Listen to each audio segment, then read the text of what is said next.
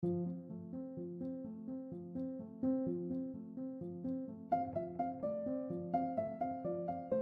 everyone, welcome to That's Peculiar. I'm Nathan. I'm Andra. And Andra has a show for you today. I do, but first... She's literally popped open a whole bottle of wine. Yeah, I did. And it's the Spade and Sparrow, which is Caitlin Bristow from The Bachelor. She's also been on Dancing with the Stars. Nope.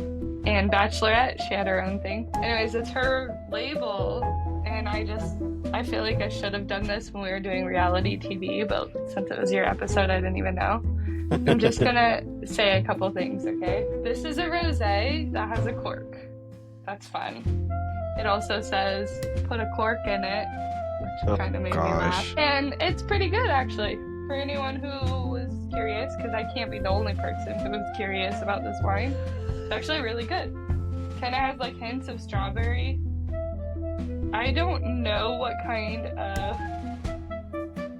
Funny. It says great legs, full body, and wine's not bad either. Wine's not bad either. It's a pretty quirky bottle. It's 12.5% alcohol, but which is not... it's not amazing. It's not amazing for a rosé. So. Are you drinking it cold? Yeah. Okay. It was refrigerated. Okay, I just had to make sure because I wanted to bring it and like shout out the bottle and just talk about it for a minute, so I just brought it with me. Okay, that's cool. Yeah. What are we talking about?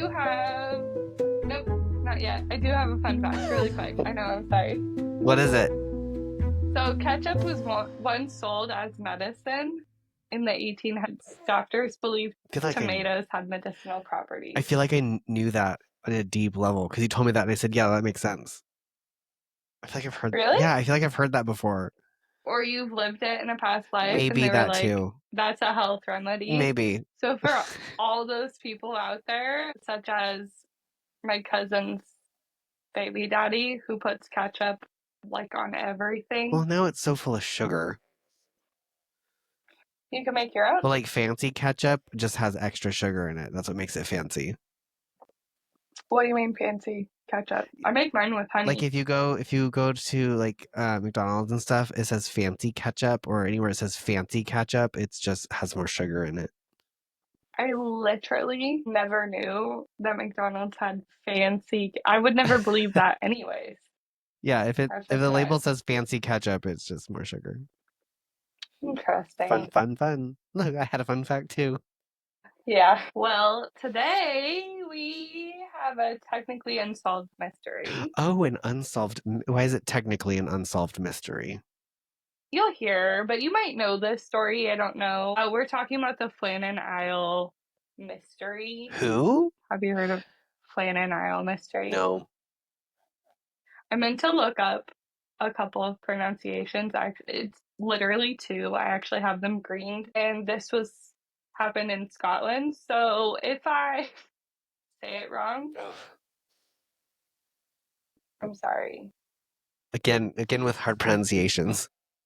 I know. Why do I do this to myself? I don't know. So the Flannan Isle, I'm not even sure I'm saying that right. Isles. Isle? Yeah, that's what I thought. Yeah. It's Isles. Lighthouse. The Flannan Isles Lighthouse is a lighthouse near the highest point on, this is one of the pronunciations.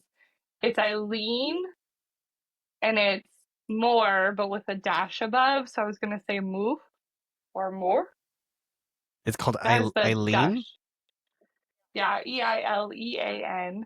Okay. But it's the more, I don't know how to pronounce it. I'm pretty sure it's an O and a dash. I'm pretty sure it's just more, isn't it? That's what I was thinking, but I don't know. I don't know. Anyways, if I'm wrong, that's how I'm saying it. There's one more of those, so just bear with me. One of the Flannan Isle in the outer west coast of Scotland. So it's one of the like isles out there. On the western side of Scotland. Scotland, okay. Yeah. West coast of Scotland. West coast. Approval for the construction of a lighthouse on the Flannan Isles was received from the Board of Trade in 1896, but it wasn't until the 7th of December 1899 that work began. Oh, So it didn't begin until the 7th of December 1899. why did they take so long? I think it just had a lot of approval on like it's literally, if you look it up, it's in the middle of the ocean. So even to get supplies there probably took a lot of time.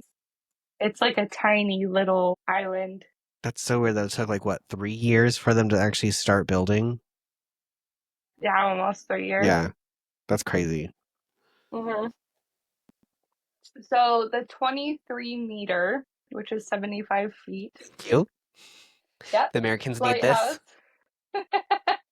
was designed by David Allen Stevenson for the Northern Lighthouse Board, NLB. Construction between 1895 and 1899 was undertaken by Lawson of Rutherglen at a cost of its 1,899 euros, equivalent today to 277,066 euros. To build a lighthouse. Yeah, and that estimation was done in 2023. Interesting. So probably even more expensive now.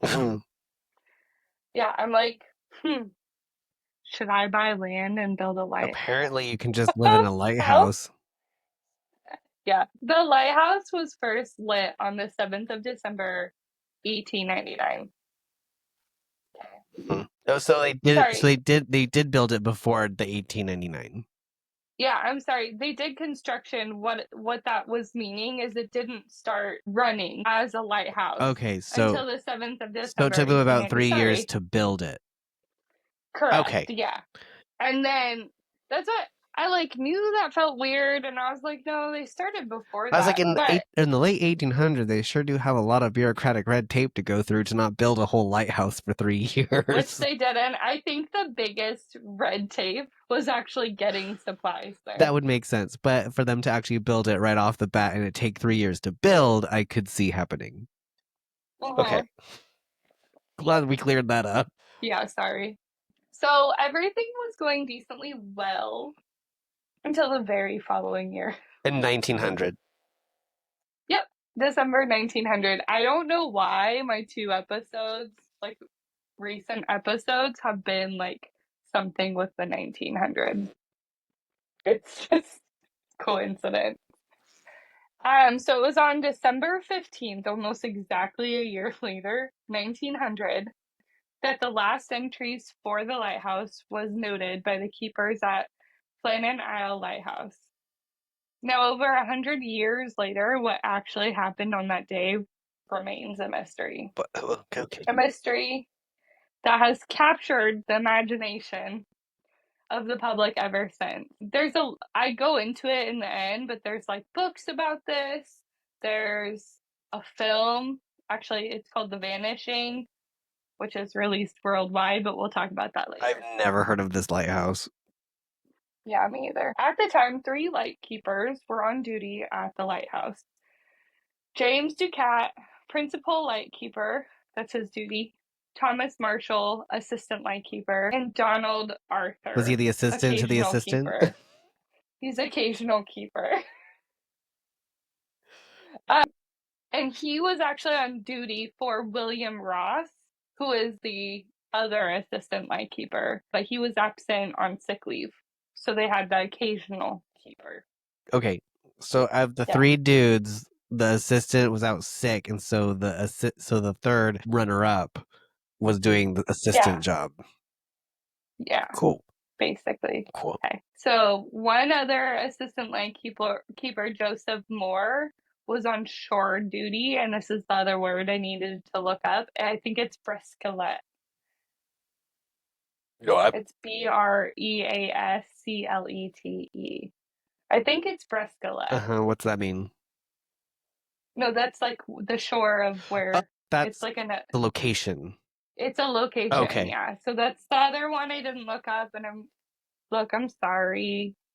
Also, it's also hard if you don't have you also don't have a Scottish accent, which makes it all worse anyway. Yeah, we have all nasal, not deep in the throat, you guys, I okay? can't do it. Yeah, I'm here. The first record that something was abnormal was on December 15th, 1990, or 1900. 19. Wow. I'm also. Where are we 1900, going? yeah. 1900. Happy Who centennial. who are we? Where are we? Yeah. When the steamer, it's Arctur on a passage, so that's the name of Boat. a steamer boat. Yeah, it was on passage from Philadelphia to Light. Noted in its log that the light was not operational in poor weather conditions. So like they didn't think anything of it. They were just like, "Yo, The light's light's not not on. working. Don't know what's up." Gotta change that light bulb. Yeah. So the disappearance of the keepers was only discovered as a result of the routine visit by the lighthouse tender Hesperus Interesting. on the 26th of December, 1900. So 11 days So, at least. on the at least, yeah. Well, Well, because you said it, no. December 15th was the first noted when the ship said their light was off. Yeah, but they actually have a log. We'll go into it, but Oh, they so they actually were logged on the morning of the 15th. And then okay. yeah. So they do like a So, daily log of what's going on around the. yeah. Cool. Okay. And then they have like certain checklists and stuff. We'll go Yeah, into and it. some dude was doing his coastal duty. Yeah, he was just driving a boat through Ah, okay. and was just like, "Yo, light's not on. What's up?" Yeah, no, the And steamer then, was like lights not on. oh yeah, sorry, you were saying The you'll okay. see. We'll go into it. So Hesperus was doing a routine visit, and on the arrival, the crew of Hesperus, which is the name of the boat, and the relief keeper found that the flagpole had no flag.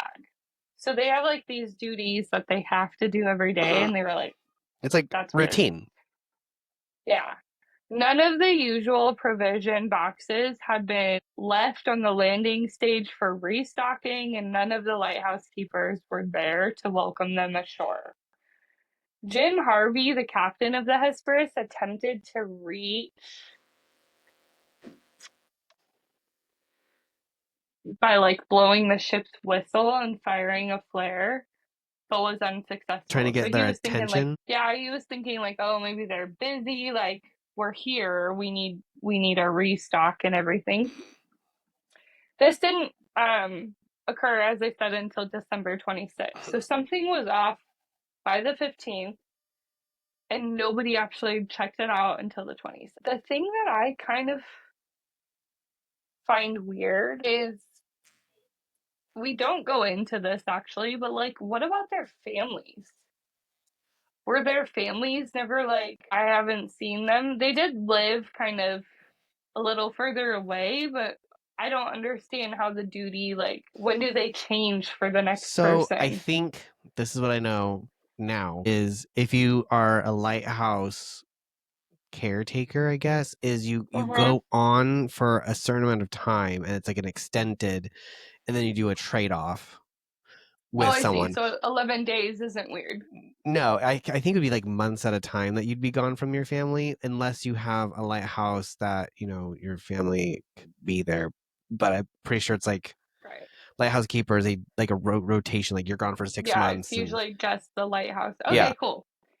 I didn't know that. So just now I was thinking, like, that's such a strange thing. Like, wouldn't their families notice? So a boat was launched, and Joseph Moore, the relief keeper, the one we mentioned that was on the other Yeah. shore, he found the entrance gate to the compound and the main door.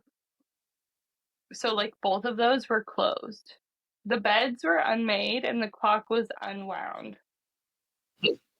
So, returning to the landing stage with this news, he then went back up to the lighthouse with Hesperus' second mate and a seaman. A further search revealed that the lamps, I know, a further search revealed that the lamps had been cleaned and refilled. A set of oilskins was found, suggesting that one of the keepers had left the lighthouse without them, which it was like December. The water's crazy. Like you want those on. There was no sign of any of the keepers, neither inside the lighthouse nor on the island. So they went in, they saw everything like prepped, like they were getting ready for the next day. Right. But so I'm assuming from what I know so far is that they cleaned everything, got the oils, got the lamps all ready for the next day, blew those out, did whatever. And then I think they were in bed when something happened in the middle of the night and they had to like get out of bed and they didn't make anything. I think it actually was the morning, is what I think they kind of established. Interesting. But it could have been night of the 14th, early morning 15th. Oh, yeah, because so that doesn't mean. You said they did log something on the 15th. Yeah. Which we don't know So what it they doesn't logged yet because you mean. haven't told me. Yeah, we'll get there. So from the archives of the National Records of Scotland, NRS, we can trace the correspondence detailing the investigation of the men's disappearance, with letters written to the commissioners by Joseph Moore, one of the men that went missing, and a report submitted by the superintendent, Robert Muirhead, on the 8th of January, 1901. So from these, we know that the last entries in the keeper log were for the, 13th of December, but particulars for the 14th and the time of extinguishing the light on the 15th of December. Oh. So the last log was, the 13th, but they had Other stuff stuff happening that they could tell happened on the 14th Okay. and 15th, along with the barometer and thermometer readings and the wind conditions at 9 a.m. on the 15th were all noted on a slate for transferring to the log later. Everything was in order. The lamp was clean, like we said, the fountains were full. Mm-hmm. This is like a little piece from the National Records of the NRS. Blinds on the windows and clear evidence of the work of the forenoon, so the previous day on the 15th, have been completed, all of which suggests the men disappeared the afternoon or morning of Saturday the 15th Of the 15th. December. Because everything was logged like it was done. Yeah, and also like certain tasks that they do at certain times had been completed. So Captain Harvey sent a telegram, that's the captain of the ship that went in, to the Northern Lighthouse Board dated 26th of December 1900, stated, "A dreadful accident has happened at the Flannans. The three keepers, Ducat, Marshall, and the occasional," but literally and the occasional, not named, have disappeared from the island. The clocks were stopped, and other signs indicated that the accident must have happened about a week ago. Poor fellows, they must have been blown over the cliffs or drowned trying to secure a crane. Yeah, that's what I would think. Robert Muirhead's report, who he knew these guys, and he was actually the recruit for most of these guys, and he went in and kind of investigated and did a detailing because that was his job. It's like he was like the top guy at the lighthouse. One of them left. So the iron railings round the crane platform and from the terminus of the tramway to the concrete steps up from the west landing were displaced and twisted. So these are iron railings that were displaced. That's a lot of force. Yeah. And twisted. A large block of stone weighing up to, I don't know what CWT is, but it's upwards of 20 CWT. I don't know what that is. Something I think it's tonnage. Yeah. Had been dislodged from its position higher up and carried down. Dragons. Yeah, I agree. That was also my first thought. Like 1,000%. I was like, ugh. Dragons. You know, you're trying to blow them up. You need to be nice to them, like How to Train Your Dragon. Exactly. Like they twisted your metal and broke big rocks. Yeah. A life buoy was fastened to the railings along this path to be used in case of an emergency. Uh-huh. It was gone, wasn't it? And it had disappeared. And they thought at first that it had been removed for the purpose of being used, but it was evident by like what was left of it. The force of the sea or whatever had happened pouring through the railings had at this point torn the life buoy off of the ropes. Wow. So like even if they wanted to use it, most likely what had occurred made it unusable. It tore it away. So the conclusion of the investigation suggests that the men had been caught by an unexpected large roller, which is a Oh, wave, like a that's what rogue they called wave. it. Yeah, and swept into the sea. Keeper James Ducat was survived by his wife and 4 children: Louisa 16, Robert 13, Annabella 9, and Arthur 6. Aw. Thomas Marshall was unmarried and had no children, but was survived by his father, brother, and sister.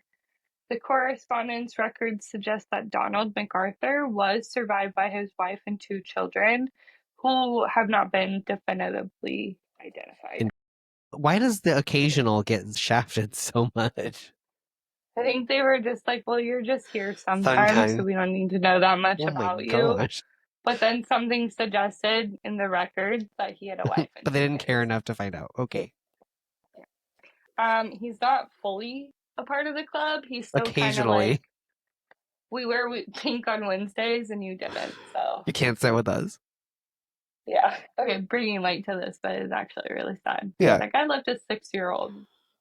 The disappearances tarnished the lighthouse's reputation for many years, if not forever afterwards. I've read both. Like, some are like it never regained. I Some just said like it really didn't. just this I don't I how obviously I want to know so what do they really think happened? Was that it? They think that a rogue wave came and washed them away? Bent metal, ruined rock? That is not it. So the disappearances was all speculation since no one else was there on the location. But the men that went missing, however many theories and stories have emerged. Let's talk about some of those. But they're just theories and there's no proof. There's Yeah, no evidence. that's exactly it. It's unsolved. It still is marked as unsolved. That makes me uncomfy. I do it on purpose. I know it makes you I want to know. uncomfortable. I want to have answers. I know. Trust me, I've thought about this like maybe more than what my headspace should have allowed. Because I've been like, What could have happened?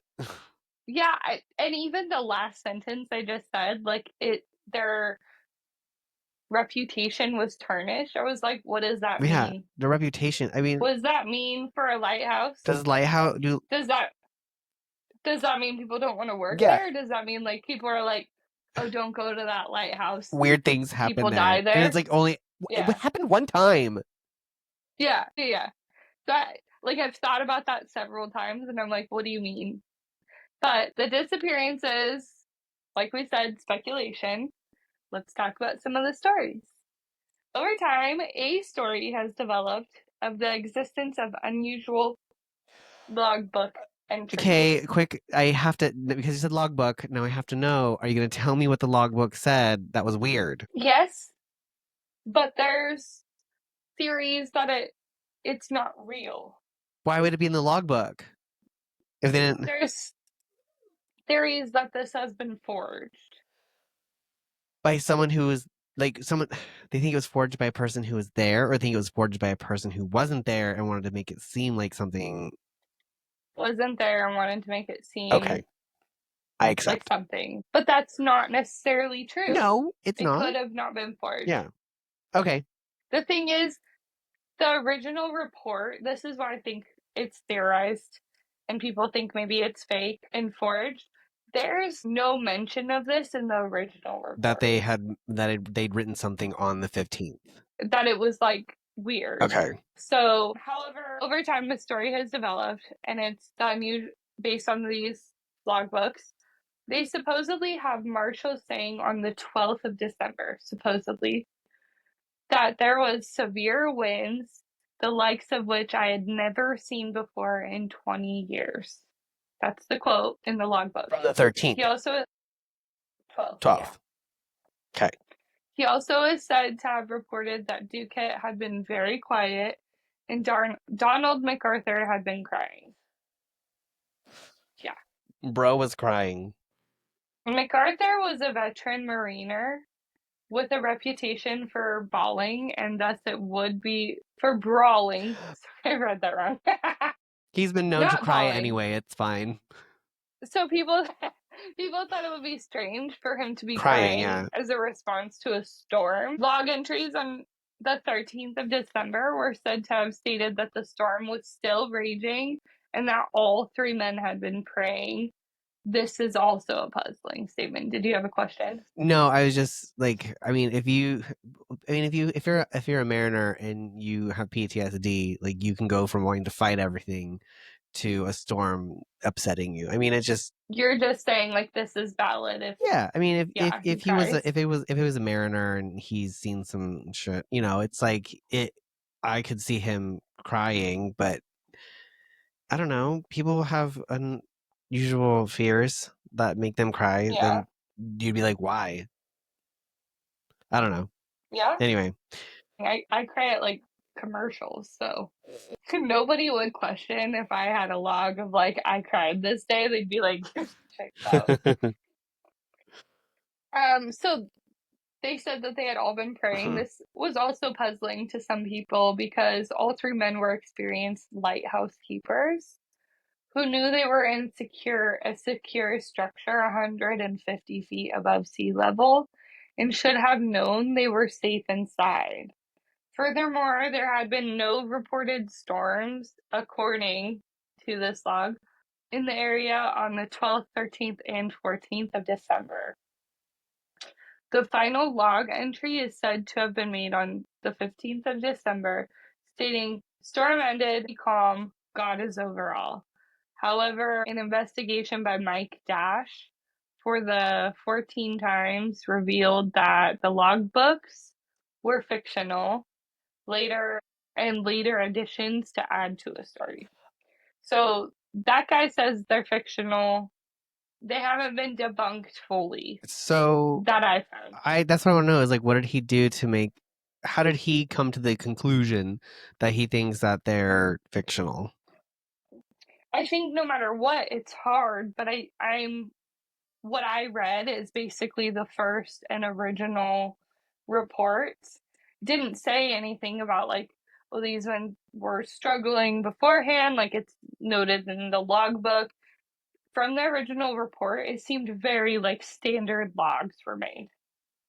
Just like turn light on this day, did this time, like pretty But if standard. something out of the norm is happening, like a severe storm or whatever his name is crying, I mean, I would want to log that and be like, dude, weird stuff's going on. I don't know. That's just I feel like what a logbook But would be why would they for. leave that out of the report? I think Maybe that's the whole point. I don't know. Maybe they didn't think that was a big deal. I don't know. But I Important, think it like would be if keepers cry. like if not the crying's not important. It's the Yeah, storm that's important. like big storm. Yeah. But that's why some people also think it could be because in the original report, it literally did say these men must have been washed away by a wave Yeah. or I mean, that could have also come just because they didn't mention it in the original report. They could have seen it, and then because of the rain and the weather, it could have. But I mean, if the sea was calm, how would you get washed away? well, that's just what some are reporting. But Yeah, however, if and when you look this up, and honestly, I'm going to post photos of it on our Instagram and we should post it on our TikTok. There's a map that shows where this is. It literally is deep in the sea. So even if the shore was calm, have you guys freaking been like on a boat, even like No, but a little bit out. Like they could be crazy. if the logbook is accurate and not falsified, Oh, I see. it would be. And they said that the sea was calm. The sea would be calm. On the 15th, yeah, Yeah. sea storm ended, sea calm, Yes. God is over all. Yes. Then a rogue wave could have still happened, like they Yeah, that's said. also true. Like they went out to like look at damage and stuff, and a rogue wave came out of nowhere and went whoop. Yeah. Despite lengthy searches, though, no bodies have ever been found. I am not surprised by that. Well, yeah. And it remains unclear why one of the men appeared to leave the lighthouse in mid December without his coat. One of the men, there was a coat left back. If you're That's outside in the mid-December, whatever especially skin. in Scotland, don't you want your jacket? That's why it's the whatever skins from earlier. They haven't something skins, that's his coat. So a popular explanation, like one of the stories is one of the keepers had murdered the other two before throwing himself into the sea in remorse. MacArthur, the brawler, was known to hate this posting and was known to be violent, but there was never enough to satisfy the conspiracy theories on that story. Okay, the other one. The seven Flannan Isles were known as the Seven Hunters in the Middle Ages. And some speculated the phantoms of the seven hunters so resigned and resented the intrusion of the lighthouse. They lured the men to their deaths. Is that What theory? are the huntsmen supposed to be? I don't know. Let's look it up. The seven They hunters. just said I the didn't. seven I didn't dive hunters. into Oh, the. I would have been curious Yeah. what the seven hunters were like. If they were mythical creatures or I don't know something. Of course. You look it up, and then the Flannan Isles pops up. But what is it? It's supernatural beings. Is what they're said. Because it had originally been called, the islands had been called the Seven Hunters Okay, because, and it's believed that they were haunted by the phantom of the Seven Hunters, and so that's they're why just people called it that. okay. I didn't dive into it because it, I understand why now. honestly, There's no answers. yeah, it's just kind of like, eh. Another one is abduction by foreign spies, also known as aliens, Oh, that's was what that also that's suggested. what they're saying is aliens. I read aliens way more than like Russia came and picked these guys up. Okay. Like, yeah. Um, while others blamed a boat filled with ghost pirates. Go Yeah. Like, why on. not pirates? I don't know. I still, for me, it's the chunk of stone that fell from feet high. It was really heavy. Like, how did that fall down? How did that get dislodged? Right. How did the iron get bent? Like, why? Like being abducted by aliens or Russia coming and picking them up. Like, what? How that's not accounting. These theories are not accounting for the physical facts of the situation. That's why I didn't go into them. Ugh. But I would imagine a lot of people would think that, Russia might leave some evidence behind to Yeah, like like a make ransom people note think or they just something. went.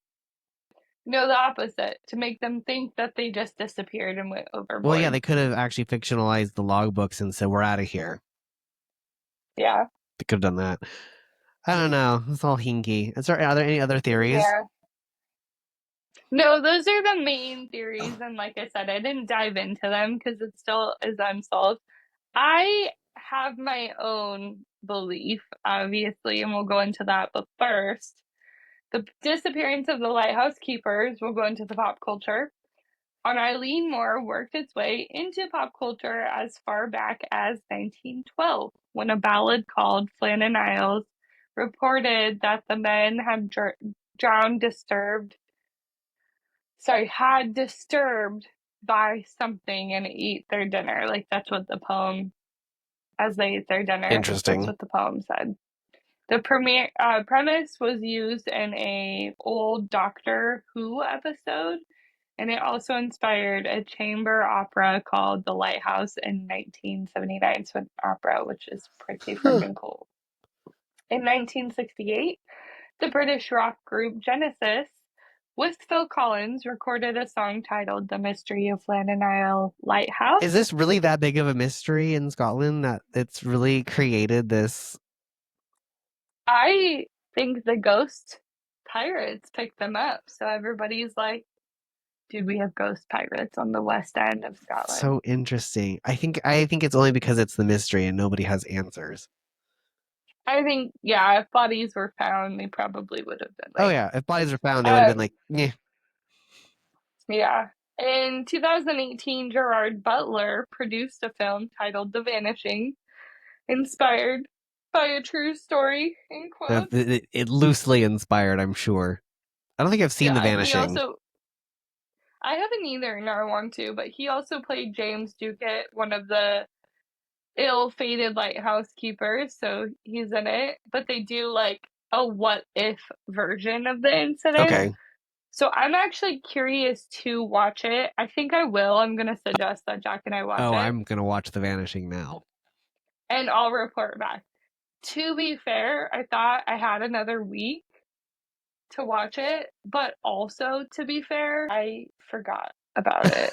So I will be I don't know will that be I would have watching watched it. it anyway. I will be watching The Yeah, Vanishing. I mean, I love Gerard Butler, and he produced the And film, he's in which is it. Okay.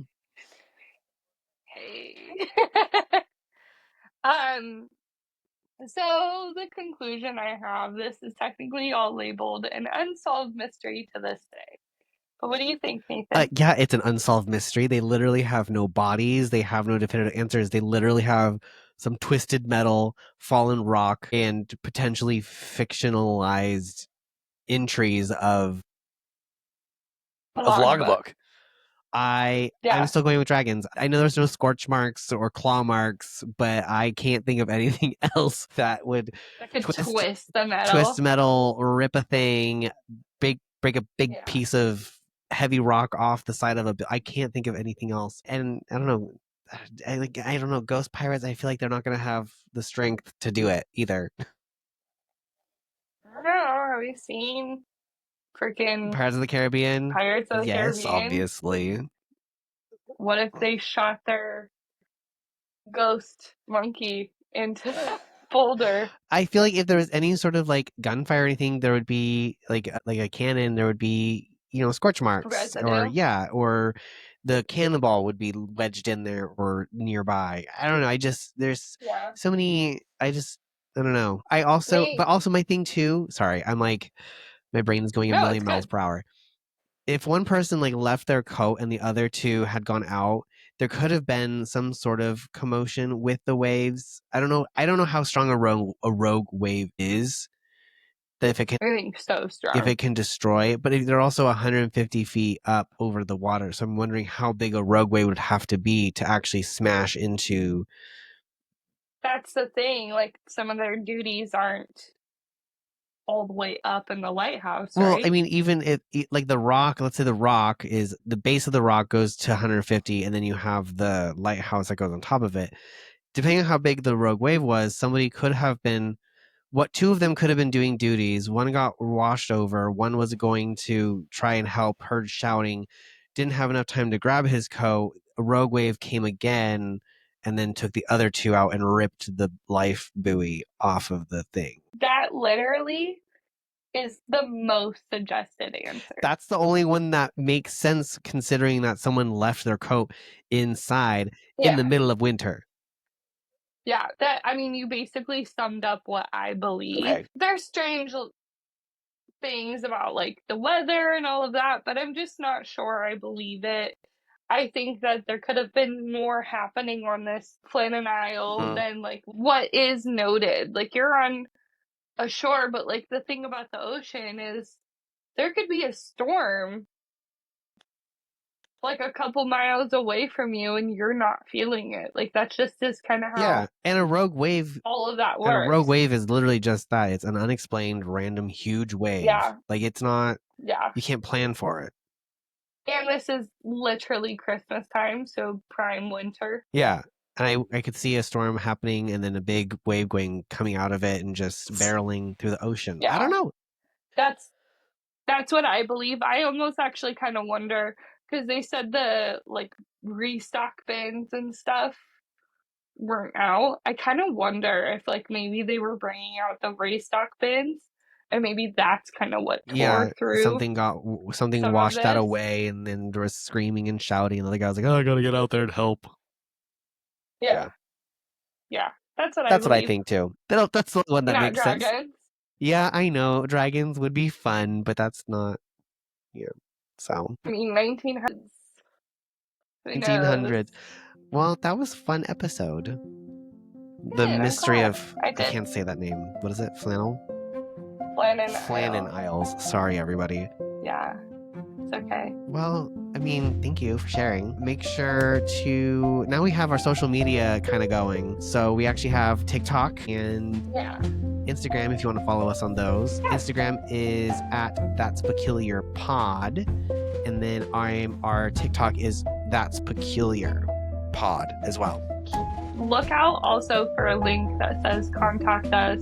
Oh yeah. Or That's a new feature we just and added. if you listen to it on Spotify or I believe it's also Apple Podcast, there is a link that you can click that says text us. It'll shoot us a little fan mail message.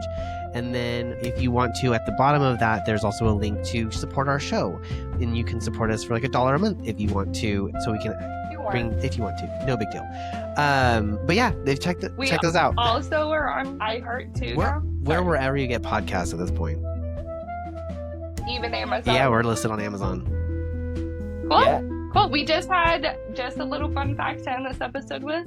We just got a download in Hamburg, Germany.